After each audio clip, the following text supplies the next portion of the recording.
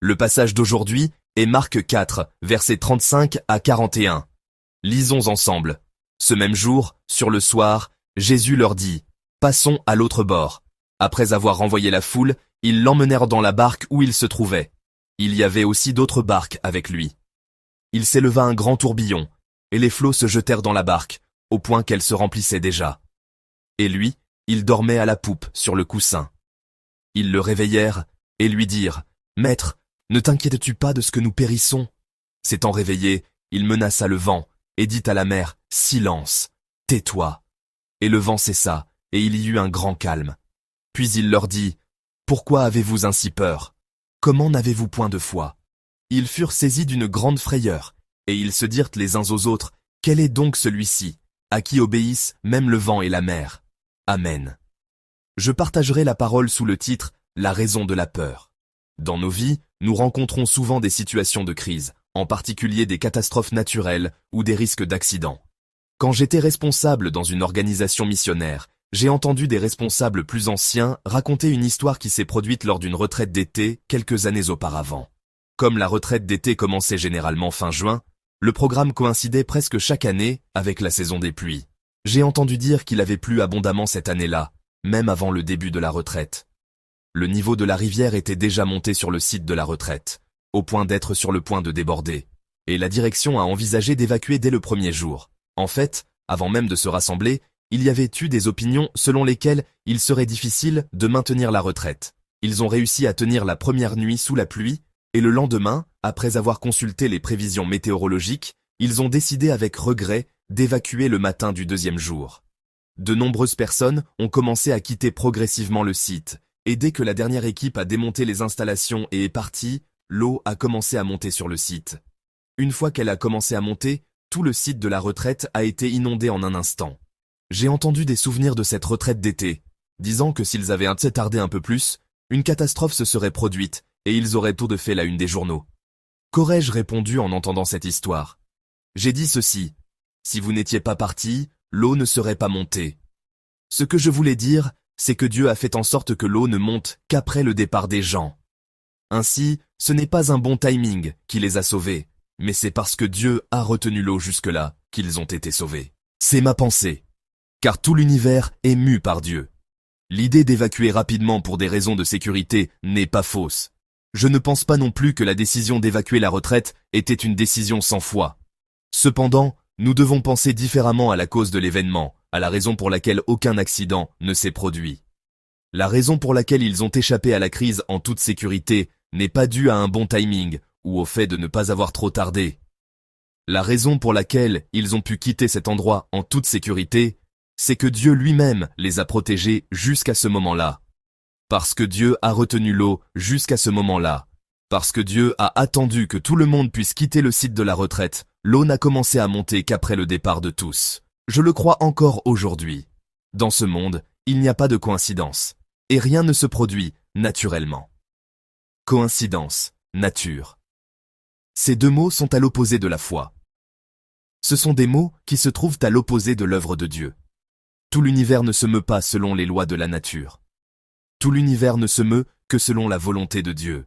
C'est encore le cas aujourd'hui. Nous ne devons pas seulement voir les phénomènes, mais connaître correctement la cause. Le passage d'aujourd'hui est une histoire de ce genre.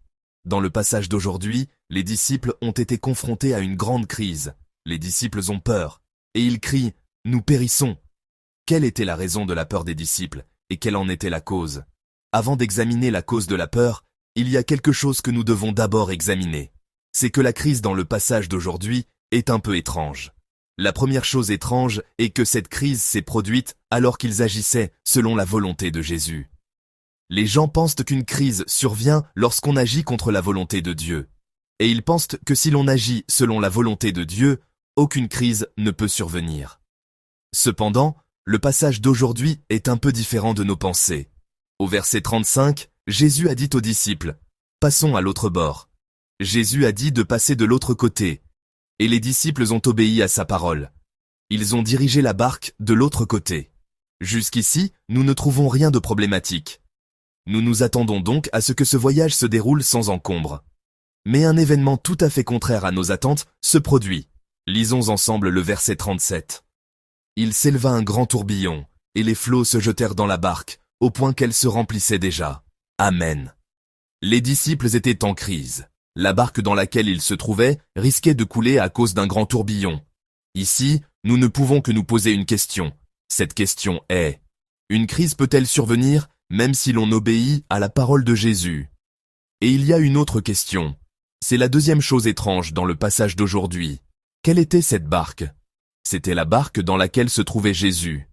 Par conséquent, nous pouvons à nouveau poser cette question. Une crise peut-elle survenir même si l'on est avec Jésus, même si l'on marche avec lui? Qu'en pensez-vous? La réponse de la Bible est oui. Même la barque dans laquelle se trouve Jésus peut rencontrer une tempête. Même si vous obéissez à ses ordres, même en menant une telle vie, vous pouvez connaître une crise. Nous ne le comprenons pas, mais la Bible dit que oui, c'est possible. Parce que nous ne sommes pas avec Jésus pour éviter la tempête, et nous n'obéissons pas à la parole de Jésus simplement pour échapper aux crises de notre vie. C'est un point sur lequel nous nous trompons et que nous comprenons mal souvent. La raison pour laquelle nous sommes avec Jésus est uniquement parce que nous aimons Jésus. C'est pourquoi nous affrontons parfois la tempête avec Jésus. Nous traversons simplement la tempête avec celui que nous aimons. De plus, la raison pour laquelle nous obéissons à la parole de Jésus n'est pas pour éviter une difficulté ou échapper à une situation de crise, mais simplement parce que Jésus est notre Maître. C'est pourquoi, même si une crise survient, même si un problème se présente, nous obéissons simplement et nous suivons simplement. Nous suivons celui que nous devons suivre et nous traversons simplement la crise que nous devons traverser ensemble. Chers frères et sœurs, une crise peut aussi nous frapper, nous qui croyons en Jésus. Des choses difficiles peuvent arriver, même si nous vivons toujours en obéissant à la parole du Seigneur. Ici, nous devons bien discerner la cause et la raison. Ce n'est pas parce qu'il n'y a pas de crise, ce n'est pas parce que des choses difficiles n'arrivent pas, que nous suivons notre Seigneur. C'est simplement parce que nous aimons notre Seigneur, simplement parce que notre Seigneur est mon Maître, que nous marchons avec le Seigneur, et que nous suivons le Seigneur. C'est la raison pour laquelle nous suivons le Seigneur. C'est pourquoi, même si la tempête se lève, même si une crise survient, nous suivons simplement le Seigneur. Nous n'allons pas à l'opposé de Jésus pour éviter la tempête. Nous ne nous détournons pas de Jésus pour ne pas connaître de difficultés. Simplement parce qu'il est notre Seigneur, nous suivons notre Seigneur quelle que soit la situation, quelles que soient les circonstances. Il n'y a pas d'autre raison. Les disciples, qui ne comprenaient pas bien cela, furent saisis de peur. Comment pouvons-nous rencontrer une tempête en étant avec Jésus? Comment pouvons-nous subir une crise en naviguant sur l'ordre de Jésus? Saisis de peur, les disciples réveillèrent Jésus qui dormait. Lisons ensemble le verset 38 de notre passage d'aujourd'hui. Et lui, il dormait à la poupe sur le coussin. Ils le réveillèrent et lui dirent: Maître, ne t'inquiètes-tu pas de ce que nous périssons? Amen. Ici, nous découvrons la cause de la peur des disciples. Pourquoi les disciples avaient-ils peur? Apparemment, c'était à cause de la tempête. Un grand tourbillon s'est levé. La mer est devenue agitée, et l'eau est entrée dans la barque, la mettant en danger de couler. Mais la raison pour laquelle les disciples avaient peur était-elle vraiment la tempête et les vagues? Essayez de penser de cette façon. Imaginez que nous sommes au XIVe siècle et que nous sommes en Europe. Nous aurions tous tremblé de peur extrême. À cette époque, la peste noire, ou la peste, s'est propagée dans toute l'Europe, tuant plus d'un tiers de la population européenne. La peste noire était considérée comme la colère de Dieu. Les médecins étaient totalement impuissants face à cette maladie, et on pensait que si on l'attrapait, c'était la fin. C'était la peur incarnée. Mais qu'en est-il de nous, aujourd'hui? En fait, il y a environ 2 ans, des cas de cette maladie ont été signalés dans des pays proches du nôtre, comme la Mongolie. Pourtant, comment sommes-nous? Avons-nous vécu dans la même terreur qu'il y a des centaines d'années? Non. Nous ne connaissions même pas ce fait, et si je ne vous l'avais pas dit, vous l'auriez probablement ignoré. Que s'est-il passé entre l'Europe du XIVe siècle et nous aujourd'hui? C'est parce que depuis le milieu du XXe siècle, l'agent pathogène de cette maladie a été identifié, un traitement a été développé, et nous savons tous que si elle est détectée tôt, elle peut être traitée. La peur, la cause de la peur, qu'est-ce que c'est? L'apparition de la maladie est-elle la peur? La maladie elle-même est-elle la peur? Non, ce n'est pas le cas. Aujourd'hui, personne ne craint la peste noire. Si la maladie elle-même était la peur, nous devrions encore avoir peur aujourd'hui. Mais nous ne craignons plus cette maladie. Donc, la cause de la peur est la suivante. Ce n'est pas la maladie elle-même le problème, mais la question de savoir s'il existe un remède. La raison pour laquelle nous ne craignons plus la maladie qui a tué plus d'un tiers de la population européenne n'est pas parce que la maladie a disparu, ni parce qu'elle ne se déclare plus. C'est parce qu'une méthode de traitement et un remède ont été développés. S'il y a une solution, on n'a pas peur. C'est parce qu'il n'y a pas de solution que l'on a peur. C'est la peur des gens, la cause de la peur. Alors, dans ce passage d'aujourd'hui, quelle était la vraie raison de la peur des disciples? Était-ce à cause de la tempête? Fondamentalement non. Ce n'était pas à cause de la tempête. La vraie raison pour laquelle les disciples avaient ni peur, c'était qu'ils ne connaissèrent pas Jésus, la solution. Même si on est malade, si on sait qu'il y a un remède, les gens ne craignent pas beaucoup cette maladie. Même si une tempête arrive, si nous connaissons celui qui peut calmer la tempête, si nous savons qu'il est avec nous, nous pouvons ne pas avoir peur. La raison pour laquelle les disciples avaient peur n'était pas la tempête. La raison pour laquelle les disciples avaient peur, c'est qu'ils ne connaissaient pas Jésus. Chers frères et sœurs bien-aimés, il en va de même pour notre peur. Nos soucis, nos inquiétudes sont les mêmes. Un problème comme une tempête, un accident comme un naufrage, une crise qui menace la vie, ce n'est pas la cause fondamentale de la peur. La raison pour laquelle nous avons peur, c'est que nous ne connaissons pas celui qui est avec nous. Nous avons peur à cause de l'ignorance. L'ignorance est la cause de la peur. L'ignorance de Dieu est la cause fondamentale de la peur. Quand mon fils aîné était au collège, il préparait un examen d'éthique ou de morale en marmonnant sur l'histoire de la philosophie occidentale. Il disait « Kant ceci, Hegel cela, c'est trop difficile ». Alors, je lui ai brièvement expliqué Kant et Hegel. Ayant un peu compris, il m'a demandé « Papa, comment sais-tu tout ça ?» Je lui ai répondu « Papa est professeur et enseigne ces choses ». Je lui ai dit « Ce genre de choses, papa les enseigne à l'université. Je suis probablement en train d'enseigner à des gens comme ton professeur. » Alors seulement, il a dit « Ah !» J'ai ajouté « L'école où Hegel a enseigné à la fin, papa est diplômé de cette école et tu es né dans cette ville. » Il est alors entré dans sa chambre avec une expression complètement différente. Juste à côté de lui se trouvait un expert, mais s'il ne sait pas que la personne qui peut résoudre ses soucis et ses problèmes est juste à côté de lui, il a peur. Ce n'est donc pas à cause du problème que l'on a peur, mais parce que l'on ne connaît pas la solution. Les problèmes de la vie ne nous saisissent pas de peur à cause des problèmes eux-mêmes. C'est en ne connaissant pas Dieu, qui peut résoudre ces problèmes simplement, que la vraie peur et les vrais problèmes surgissent. Alors, quelle est la véritable crise de la vie? Quel est le véritable problème de la vie? La tempête qui a frappé les disciples, l'inondation qui s'est produite lors d'une retraite d'été, une épidémie qui a causé la mort d'un tiers de la population. La véritable crise, le véritable problème de la vie, ce ne sont pas ces choses superficielles. La véritable crise, le véritable problème de la vie, c'est de ne pas connaître notre Seigneur Jésus, ne pas connaître celui qui peut résoudre tous les problèmes, celui qui peut guérir toutes les maladies, celui qui peut guérir même les maladies mortelles, celui qui peut régler simplement toutes les situations. C'est la véritable crise et le véritable problème. Chers frères et sœurs, la véritable crise, c'est cela. Maintenant, ce problème commence à se résoudre pour les disciples. Lisons ensemble les versets 40 et 41 de notre passage d'aujourd'hui. Puis il leur dit, « Pourquoi avez-vous ainsi peur? Comment n'avez-vous point de foi ?» Ils furent saisis d'une grande frayeur, et ils se dirent les uns aux autres, « Quel est donc celui-ci, à qui obéissent même le vent et la mer ?» Amen. Jusque-là, toute l'attention des disciples était portée sur la tempête. Toute leur attention était concentrée sur le problème qui s'était produit sur la barque, sur cette situation de crise. C'est seulement maintenant que les disciples commencent à s'intéresser à Jésus. Au verset 41, « Quel est donc celui-ci, à qui obéissent même le vent et la mer ?» Maintenant, les disciples regardent Jésus. Et ils commencent à s'intéresser à qui il est. Ainsi, ils surmontent la véritable crise. Pourquoi la peur est-elle apparue chez les disciples? En fait, ce n'était pas à cause de la grande tempête. Ce n'était pas la peur à cause du naufrage et de la menace pour leur vie. C'est parce qu'ils ne savaient pas qui était à bord de cette barque, parce qu'ils ne savaient pas ce qu'il pouvait faire, quel pouvoir il avait, parce qu'ils ne savaient pas qu'à sa seule parole, le vent et la mer pouvaient obéir, parce que les disciples ne connaissaient pas Jésus, qu'ils ne pouvaient qu'avoir peur. Chers frères et sœurs bien-aimés, dans l'image des disciples en crise, nous réalisons quelle est la véritable crise de la vie. La peur ne naît pas de la crise visible, mais la peur naît de l'ignorance de Dieu. Ne pas savoir qui est Dieu, qui est celui qui est avec nous. C'est la véritable crise, le véritable problème. Mais alors, chers frères et sœurs, qu'est-il arrivé aux disciples dans le passage d'aujourd'hui? Dans le passage d'aujourd'hui, les disciples ont enfin appris qui était Jésus.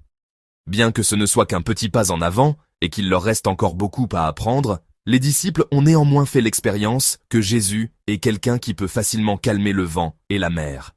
Alors, qu'en est-il de vous? Je vais maintenant vous poser une question vraiment importante. C'est le cœur du passage d'aujourd'hui. La tempête que les disciples ont affrontée, était-elle une crise ou une bénédiction? La situation de mort imminente qu'ils ont vécue, était-elle une mauvaise chose ou une bonne chose? Quand les gens vivent des choses difficiles, des choses pénibles, des choses qui leur font peur et les inquiètent, ils pensent simplement que ces choses sont des crises. La tempête est une crise, et une situation de mort imminente n'est qu'une mauvaise chose. Mais alors, chers frères et sœurs, quel a été le résultat dans le passage d'aujourd'hui? Les disciples ont appris à connaître Jésus à travers cette crise. Ils ont enfin réalisé qu'il est celui à qui même le vent et la mer obéissent. Alors, cette crise est-elle une bénédiction ou une malédiction pour les disciples? Changeons maintenant la direction de la question. Nos soucis, nos inquiétudes, les choses frustrantes et insolubles. Ces choses nous rendent la vie difficile en surface. Mais si, à cause de cette affaire, nous prions davantage le Seigneur, si nous nous rapprochons de lui, si nous apprenons à le connaître plus profondément, et si nous l'expérimentons davantage, alors cette affaire est-elle une crise ou une bénédiction?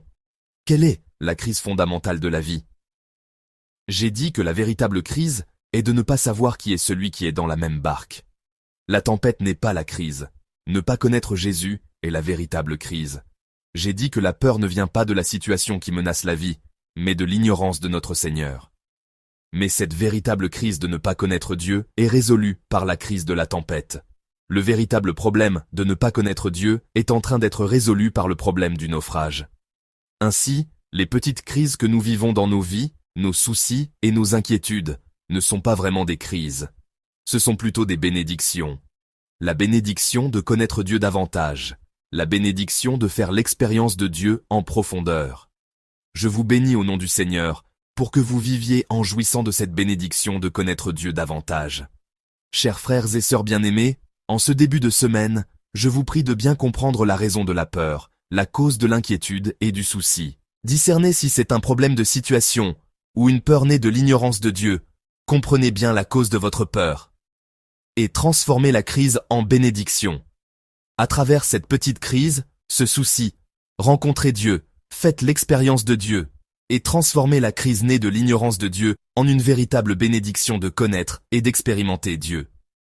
Que cette semaine soit une semaine où vous rencontrerez le Dieu à qui même le vent et la mer obéissent, et où vous expérimenterez la bénédiction merveilleuse de Dieu qui calme le vent et la mer de votre vie. Au nom du Seigneur, je vous bénis. En pensant à la parole qui nous a été donnée, chantons ensemble, Mon Seigneur Dieu est tout-puissant. Mon Seigneur Dieu est tout-puissant. Il n'y a rien qu'il ne puisse faire. Toutes nos supplications, toutes nos pensées, tous nos rêves et tous nos espoirs. Mon Seigneur Dieu est fidèle, il peut changer toutes nos souffrances, il accomplit l'impossible, il ressuscite les morts, personne ne peut le vaincre. En nous appuyant sur la parole du Seigneur, jetons le filet dans les profondeurs. Voyez les choses merveilleuses qu'il accomplit aujourd'hui. En nous appuyant sur la parole du Seigneur, jetons le filet avec foi. Pour celui qui croit, rien n'est impossible. Prions ensemble. Réfléchissons à la raison de notre peur. Est-ce une raison de craindre vraiment? Ou n'est-ce pas plutôt que nous craignons par ignorance de Dieu? Accorde-nous la bénédiction de te connaître plus profondément à travers les petites crises. Fais que nous te rencontrions plus profondément. Prions ensemble maintenant. Prions. Dieu d'amour, nous te remercions. Merci de nous faire réaliser la vérité que la tempête n'est pas la cause fondamentale de la peur, mais que la peur naît de l'ignorance de Dieu, du manque de foi. Fais que nous comprenions bien cette cause de la peur, et que nous vivions en apprenant, en expérimentant et en réalisant qui est notre Seigneur. Même si nos vies sont pleines de soucis et d'inquiétudes, puisque nous apprenons à te connaître à travers cette crise, fais que nous considérions cette vie difficile et notre existence fatigante, non pas comme une crise, mais comme une bénédiction de te rencontrer plus profondément et de faire l'expérience de toi plus profondément. Fais que cette semaine soit une semaine où nous vivrons en jouissant de la joie de te connaître, de la bénédiction de faire l'expérience du Seigneur. Merci. Nous prions, au nom de notre Seigneur Jésus-Christ. Amen.